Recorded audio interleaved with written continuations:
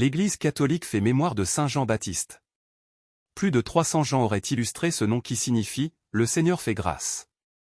Nous célébrons aujourd'hui la naissance du fils d'Élisabeth et de Zacharie, le précurseur et le baptiseur du Messie, le prêcheur, le premier martyr de la bonne nouvelle de Jésus, Jean le Baptiste, un saint gigantesque.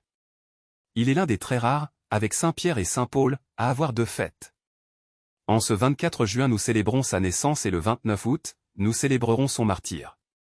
Jean s'acquitte de sa mission, préparer l'avènement du Messie, sur les bords du Jourdain d'une manière incomparable.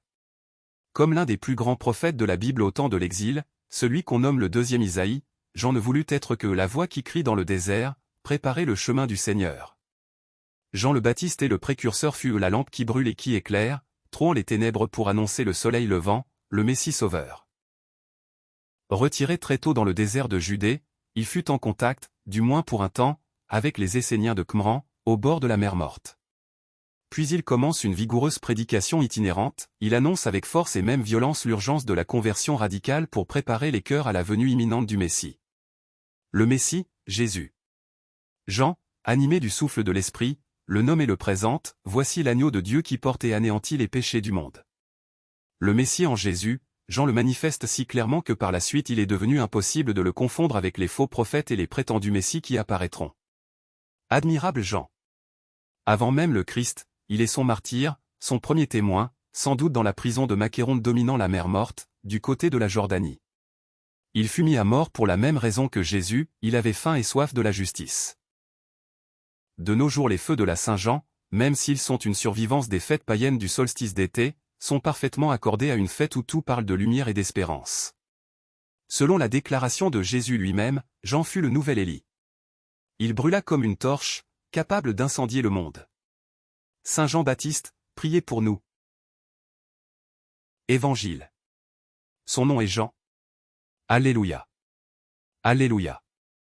Toi, petit enfant. Tu seras appelé prophète du Très-Haut. Tu marcheras devant, en présence du Seigneur. Et tu prépareras ses chemins. Alléluia. Évangile de Jésus-Christ selon saint Luc. Quand fut accompli le temps où Élisabeth devait enfanter, elle mit au monde un fils.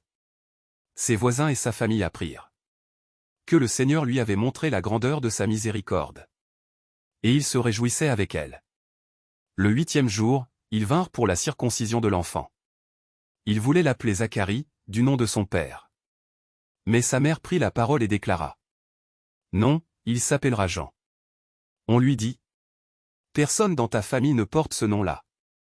On demandait par signe au père comment il voulait l'appeler.